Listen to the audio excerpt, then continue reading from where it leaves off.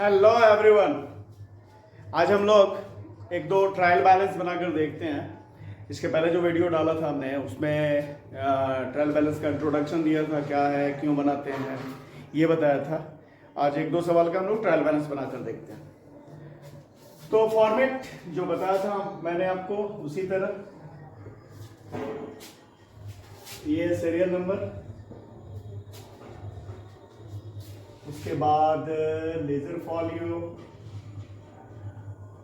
और अमाउंट के दो column. Serial number,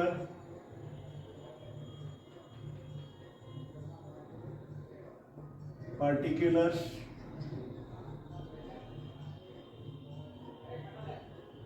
laser folio और अमाउंट के दो कॉलम, एक डेबिट कॉलम दूसरा क्रेडिट कॉलम।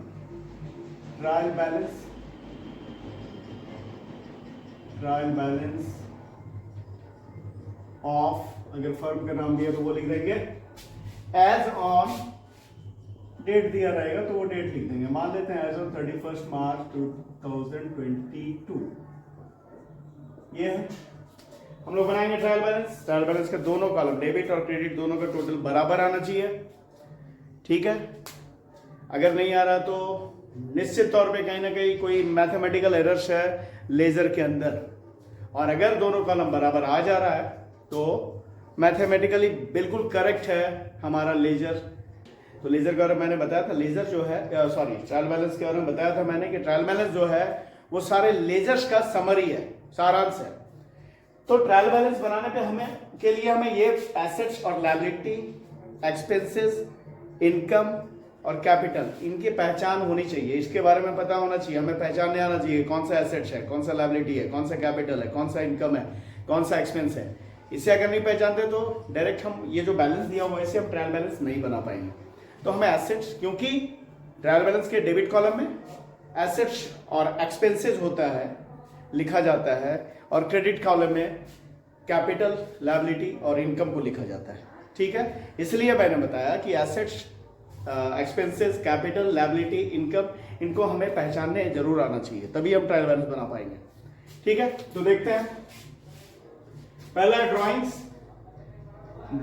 है हमारा। ड्राइंग्स को कहां लिखेंगे भाई? तो ड्राइंग्स को डेबिट में लिखेंगे। क्यों लिखेंगे? ड्राइंग्स से कैपिटल हमारा घटता है, कैपिटल का क्रेडिट बैलेंस होता है। तो ड्राइंग्स जब भी करता है पर्सनल यूज के लिए करता है, बिजनेस का ऑनर, प्रोपराइटर, तो ये ड्राइंग्स को हम डेबिट में लिखेंगे। कितना है? 1026।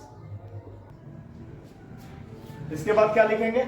स्टॉक। स्टॉक हमारा एसेट है, उसे भी डेबिट में लिखना है। स्टॉक कितना हो गया? 3840, इसे भी डेबिट में लिखा इसलिए कि एसेट है। डेटर्स वो जिन्हें हमने उधार बेचा है या जिनसे हमें पैसे लेने हैं, डेटर्स हो गए। तो डेटर्स भी एसेट है, तो डेटर्स को भी हम, डेटर्स एसेट है तो डेबिट में लिखेंगे 5700। इसके बाद परचेजेस, खर्च है, इसे भी डेबिट में लिखेंगे। परचेजेस कितना है? 6240, 6240 हो गया परचेजेस के बाद। वेजेस, ये भी खर्च है, मजदूरी, कितना? 1440, 1440, इसे भी डेबिट में लिखा। ट्रैवलिंग एक्सपेंसेस, ये भी खर्च है, इसे भी डेबिट में लिखेंगे। ट्रैवलिंग एक्सपेंसेस कितना? 517। उसके बाद फर्नीचर एसेट है, संपत्ति है, तो डेबिट में लिखेंगे। फर्नीचर कितने का भाई? 5800, 5800 लिख दिया डेबिट में। उसके बाद गुडविल हमारा एसेट है, गुडविल को भी डेबिट में लिखेंगे। 600 रुपए गुडविल है, 600। उसके बाद कैश, नगद रुपया हमारे पास, ये भी एसेट है, इसे भी डेबिट में लिखेंगे 150। उसके बाद सैलरी, वेतन देना, ये खर्च है, इसे भी डेबिट में लिखेंगे। सारे एसेट और एक्सपेंस को डेबिट में लिखना है। सैलरी, कितना 217 217। उसके बाद चैरिटी, दान दिया, ये भी एक तरह से खर्च ही है, हमने दान दिया है तो हमारे पास से खर्च हुआ। चैरिटी कितना 150।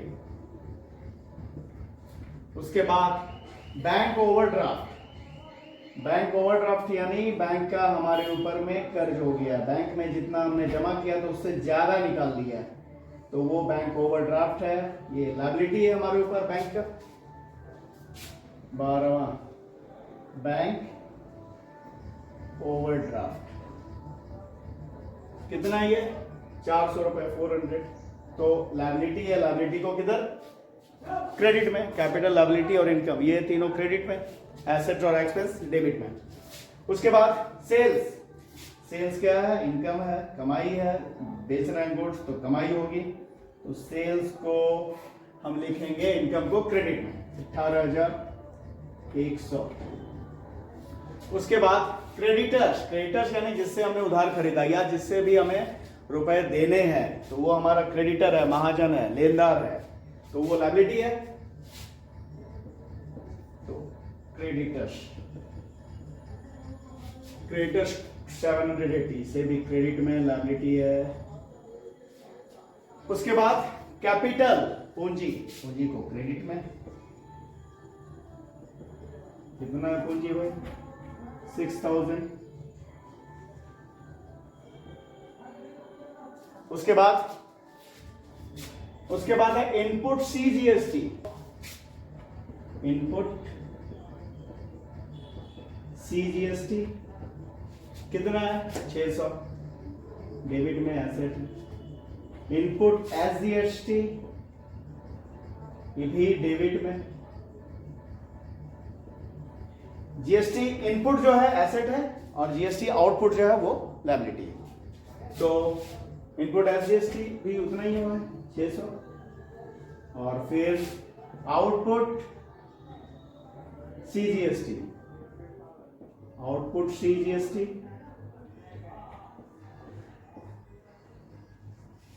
तो आउटपुट सीजीएसटी कितना हो गया 800 800, और आउटपुट एसजीएसटी भी 800।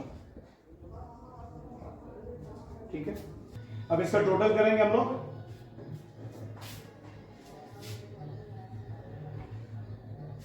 दोनों कॉलम का total, debit column credit column दोनों का टोटल इक्वल होना चाहिए।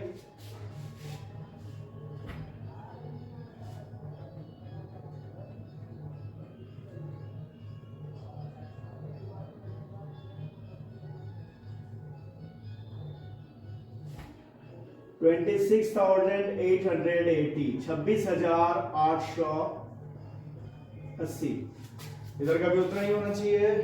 सी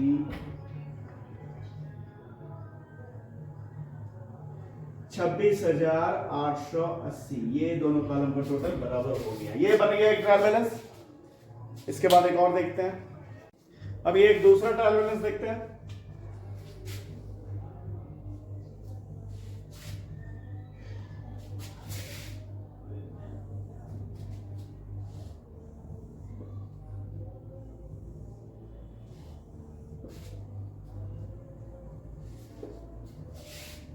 serial number, particulars, ledger folio, amount के दो कॉलम, डेबिट कॉलम और क्रेडिट कॉलम। ट्रायल बैलेंस,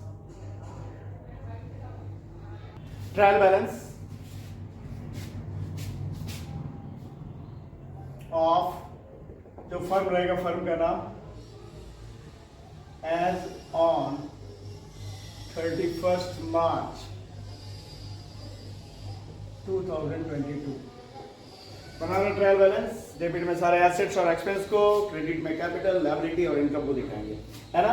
तो सबसे पहले है कैपिटल, कैपिटल को क्रेडिट में दिखाना है, एक नंबर कैपिटल, कैपिटल को क्रेडिट में दिखाना है कितना 63,000।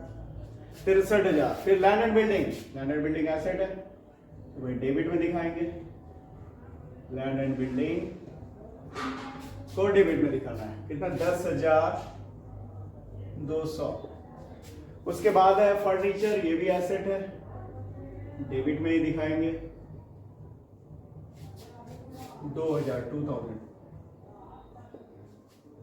उसका sundry debtors, sundry debtors, book debt सबका मतलब एक ही है। तो क्या है? ये एसेट है, सन्ड्री डेटर्स 40,000 एसेट है, डेबिट में दिखाएंगे। उसके बाद में सन्ड्री क्रेडिटर्स लायबिलिटी है, सन्ड्री क्रेडिटर्स कितना है? 30,000, ये हमने दिखा दिया लायबिलिटी इधर इस तरह। अगला स्टॉक 1/4/21 को मतलब साल के शुरू में कितना? 10,000। ये स्टॉक एसेट है, एसेट को फिर डेबिट में दिखाएंगे। स्टॉक डेबिट में कितना है? 10,000। फिर है परचेजेस,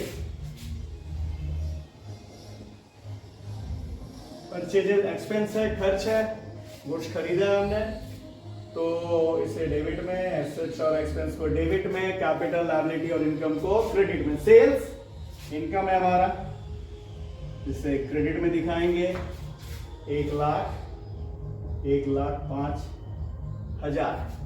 ठीक है। उसके बाद में परचेज रिटर्न, परचेज डेबिट में दिखता है, परचेज रिटर्न क्रेडिट में दिखेगा। परचेज रिटर्न को रिटर्न आउटवर्ड भी बोलते हैं। तो भाई परचेज डेबिट में तो परचेज रिटर्न क्रेडिट में कितना? 700। उसके बाद सेल्स रिटर्न, जिसे रिटर्न इनवर्ड भी बोलते हैं। सेल्स को क्रेडिट में दिखाते हैं तो सेल्स रिटर्न को डेबिट में दिखाते हैं। सेल्स रिटर्न कितना? 1,000 डेबिट में। ठीक है। परचेज डेबिट में, परचेज रिटर्न क्रेडिट में, सेल्स क्रेडिट में, सेल्स रिटर्न डेबिट में। ठीक है। उसके बाद में है एडवर्टाइजिंग एक्सपेंसेस, खर्च है, एडवर्टाइजिंग एक्सपेंसेस कितना है भाई? 200, खर्च है, डेबिट में दिखाया। उसके बाद में सैलरीज एंड वेजेस 2000, 12वां सैलरीज एंड वेजेस 20,000, हाँ 20,000 ये दिखाया हमने। उसके बाद रेंट एंड टैक्सेस 1,000, ये भी खर्च है, रेंट एंड टैक्सेस 1,000 डेबिट में ही खर्च को दिखाना है। उसके बाद है इंटरेस्ट रिसीव्ड। अच्छा, इंटरेस्ट कमीशन ऐसा कुछ सारा जो आइटम है जो कि हम देते भी हैं, हम लेते भी हैं, खर्च भी होता है, इनकम भी होता है। तो उसमें ये ध्यान रखना, जैसे यहाँ पे सिर्फ इंटरेस्ट लिखा रहता है, सिर्फ इंटरेस्ट केवल लिखा रहता है तो ये हमारे लिए खर्च था, या इंटरेस्ट डेबिट लिखा रहता है, या इंटरेस्ट पेड लिखा रहता है तो खर्च था। पर इंटरेस्ट क्रेडिट या इंटरेस्ट रिसीव्ड लिखा हुआ है तो वो हमारे लिए इनकम है, हमें इंटरेस्ट मिल रहा है तो ये इनकम है, इसे क्रेडिट में दिखाएंगे।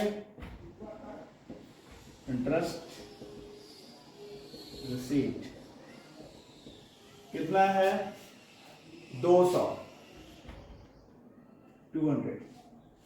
उसके कैश इन हैंड, नगद हमारे पास है, एसेट है, कैश इन हैंड कितना? एसेट है तो डेबिट में दिखाएंगे, कितना है? 1,000। उसके प्लांट एंड मशीनरी एसेट है, डेबिट में ही दिखाएंगे, plant and machinery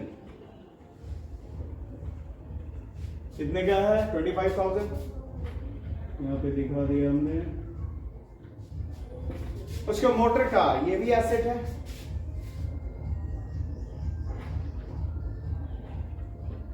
motor car कितने का है? 18,300, इसे भी एसेट में हमने मतलब डेबिट में हमने दिखा दिया। ठीक है, ये हो गया। अब टोटल करना है तो